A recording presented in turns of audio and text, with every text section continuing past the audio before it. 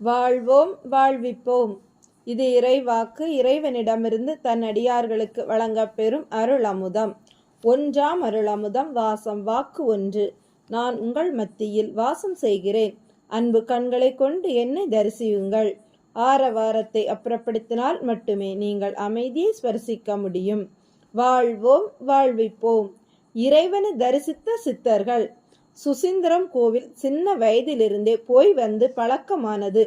உயரமான ஆஞ்சநேயர், அழகான நந்தி, இந்திர விநாயகர், தானுமாலயன் என்ற மூவர் இணைந்த சந்நிதி, அருள் கொட்டும் கோபுரம், பரவசமாக்கும் தொப்பக்குளம், இப்படி இறைவனை கவர்ந்த திருக்கோவில் தல வரலாறு உண்டு.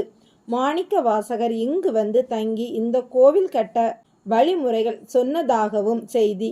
இந்திரன் நடுஜாம பூஜை பண்ண இங்கு வருகை தருவதாக நம்பிக்கை. எல்லாவற்றையும் விட இறைவனுக்கு அதிகம் பிடித்தது மார்கழி மாத இந்த கோவில் திருவிழா 10 நாட்கள் மிக விமர்சையாக நடக்கும். அப்போதுதான் இறைவன் ஊரிலே கரும்பை பார்க்க முடியும்.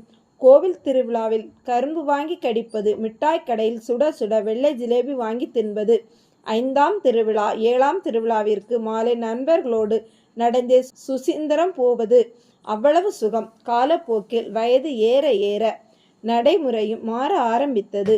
இரவு நடுநிசி தியானம், பல சித்தர்கள் காட்சியில் வருவது, பல ரகசியங்களை பகிர்ந்து கொள்வது, தியானத்திலே பாடல்கள் பாடி பேப்பரில் எழுதி போடுவது, அப்பா பக்கத்தில் இருந்து அவற்றை அடுக்கி வைப்பார். இந்த காலகட்டத்தில் காட்சி தந்தவர் கைலாசநாதர். தலையில் துணியால் கட்டு, இடுப்பில் காவித்துண்டு, பரந்த முகம், பல் கொஞ்சம் எடுப்பாக இருந்தது. நிறைய பாடினார். இறைவன் கேட்டுக்கொண்டே இருந்தார்.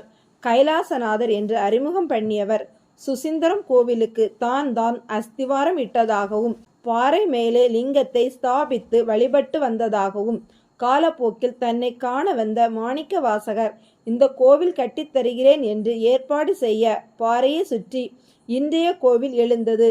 தான் குமரிக்கடலில் ஜலவாசம் பண்ணுவதாகவும் தன்னை பார்க்க ஆரம்பத்தில் இங்கிருந்து சீர்சனத்தியோடு வந்து கடற்கரையில் நின்று பூஜித்து செல்வது வழக்கமாக இருந்ததாகவும் பிற்காலத்தில் அதை பகவதி அம்மனை பெண் கேட்டு செல்லும் படலமாக மாற்றிவிட்டதையும் கூறினார். இது இறைவனின் மனதில் பதிந்தது.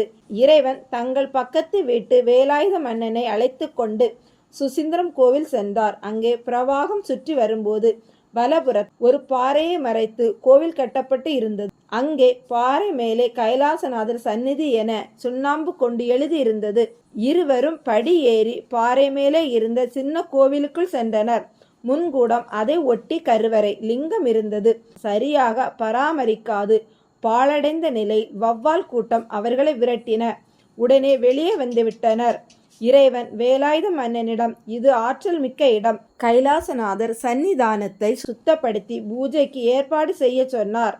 ஒத்துக்கொண்டபடி அன்பர்கள் குழு அமைத்து சீர்திருத்தி திங்கட்கிழமை தோறும் சிறப்பு அபிஷேகம் பண்ண வழிவகை செய்து இன்றும் தொடர்ந்து நடைபெற்று வருகிறது.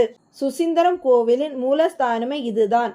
மாணிக்க வாசகர் இந்த லிங்கத்திற்காக கட்டிய கோவில்.